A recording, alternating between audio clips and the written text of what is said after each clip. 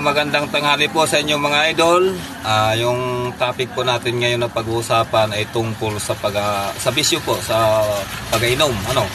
Siyang nagpapahirap sa ating buhay, yung pag-inom ng alak.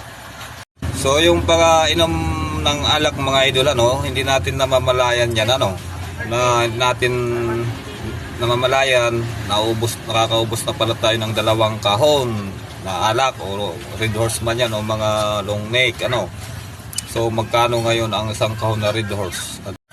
So ang resulta mga idol sa pag-inom ng alak ay pwede tayong magkasakit, Ngayon pag lasing na tayo mga idol, hanggat sa magkaroon na tayong mga kaaway dyan, Ngayon siyempre kay lasing na tayo, hindi natin alam nakapatay na tayo ng tao, Kung hindi man tayo mga idol makulong, siyempre pagabayaran natin yan, yung napatay natin sa mga kamag-anak. So ultimo kapiraso nating ipon o ari-arian ay ibibinta natin yan hanggat kasi pang pang piyansa, Diyan tayo naghihirap mga idol.